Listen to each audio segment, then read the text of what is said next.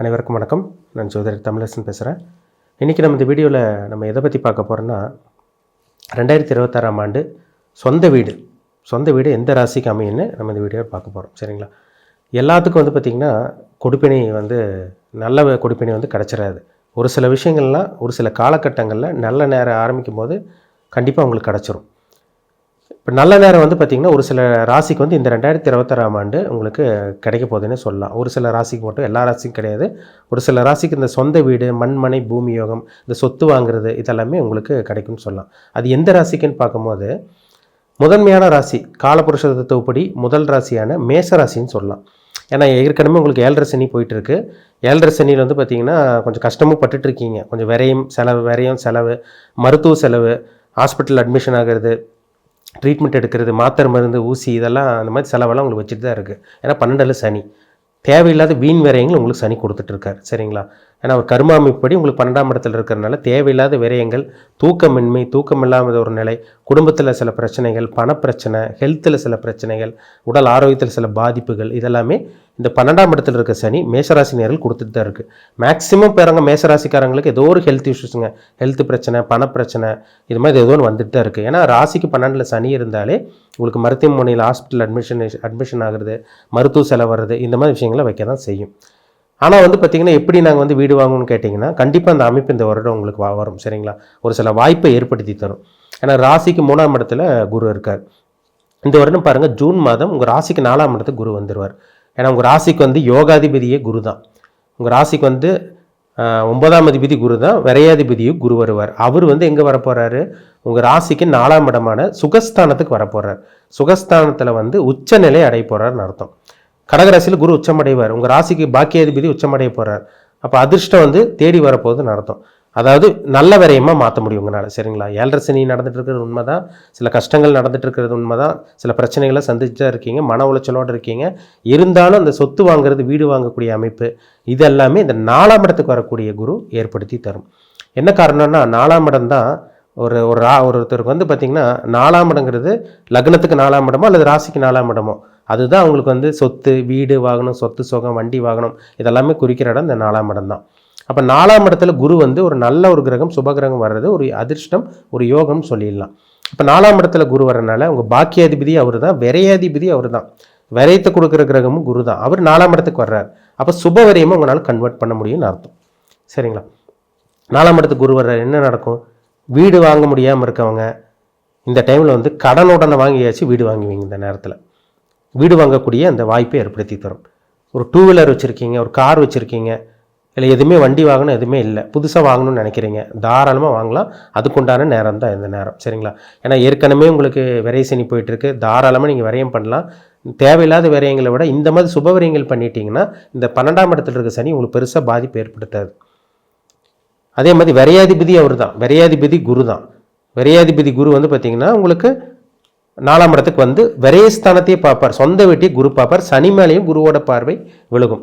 அப்போ நிச்சயமாக இந்த வருடம் பார்த்திங்கன்னா ஒரு வீடு வாங்குறது, ஒரு நிலம் வாங்குறது, இந்த மாதிரி விஷயங்களை உங்களுக்கு நிச்சயமாக ஏற்படுத்தி தரும். 2 வீலர் வாங்கலாம், 4 வீலர் வாங்கலாம், செகண்ட் ஹேண்ட் 2 வீலராக இருந்தாலும் சரி, இல்லை புதுசாக 2 வீலர் 4 வீலராக இருந்தாலும் சரி, எதாக இருந்தாலும் சரிங்க.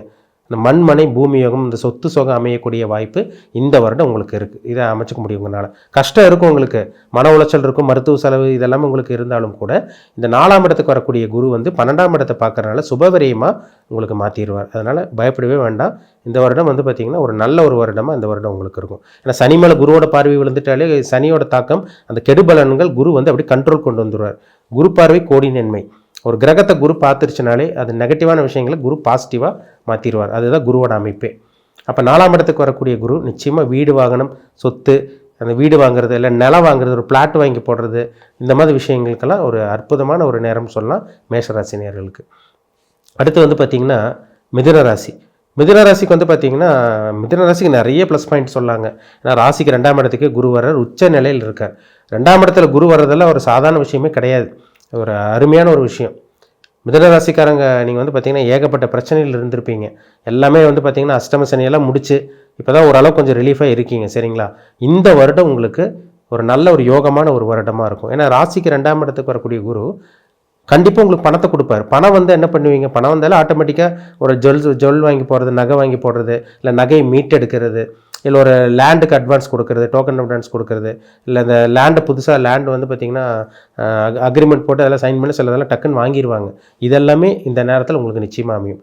நிலம் வாங்கி போடலாம், இடத்த வாங்கி போடலாம். அதே மாதிரி வந்து பார்த்திங்கன்னா ஒரு கட்டின வீடை விலைக்கு வாங்குறது, இதெல்லாமே வந்து பார்த்திங்கன்னா மிதுனராசி நேயர்களுக்கும் உங்களுக்கு அமைய போகுதுன்னு சொல்லலாம். ஏன்னா 2ஆம் இடத்துக்கு பணம் வந்து குரு வந்துட்டாலே பணத்தை கொடுத்துருவாருங்க. தனக்காரகன் அவரு தான். தனக்காரகன் குரு தனஸ்தானத்திலே 2ஆம் இடத்துல உச்ச நிலையில் இருக்கிறனால நிச்சயமாக வருமானம் வரும். அந்த பணத்துக்கு உண்டான அந்த அமைப்பு இதெல்லாம் பக்காவாக இருக்குது உங்களுக்கு. பணம் வந்து என்ன பண்ணுவீங்க, வீடு வாங்குறது, ஒரு இடத்த போய் பார்ப்பீங்க, பிடிச்சிரும், அட்வான்ஸ் கொடுப்பீங்க, உடனே வந்து பார்த்திங்கன்னா அது வந்து பார்த்திங்கன்னா டாக்குமெண்டேஷன் அதெல்லாம் போட்டு அதெல்லாம் உங்களுக்கு உங்கள் பேரில் வந்து சொந்தமாக்கிக்குவீங்க. இந்த மாதிரி விஷயங்கள்லாம் இந்த வருடம் உங்களுக்கு நடக்கும். கட்டின வீடு விலைக்கு வாங்குறது, இல்லை புதுசாக வீடு கட்டுறது இந்த ஒரு வருஷத்தில் இதெல்லாமே உங்களுக்கு அமைஞ்சிரும் உங்களுக்கு. சரிங்களா? அப்போ மிதுனராசி நேயர்களுக்கும் சொந்த வீடு வாங்கக்கூடிய அந்த பாக்கியம் இந்த வருடம் உங்களுக்கு பரிபூர்ணமாக இருக்குன்னு சொல்லிடலாம்.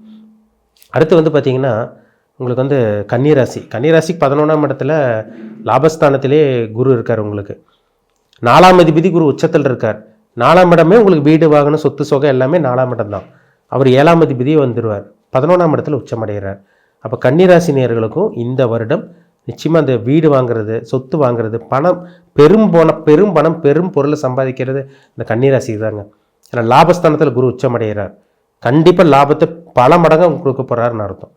11ஆம் இடத்துல ஒரு கிரகம் இருந்துட்டாலே அற்புதமான அமைப்பாக இருக்கும். அதுவும் இயற்கை சுபகிரகமாக வர்றாரு.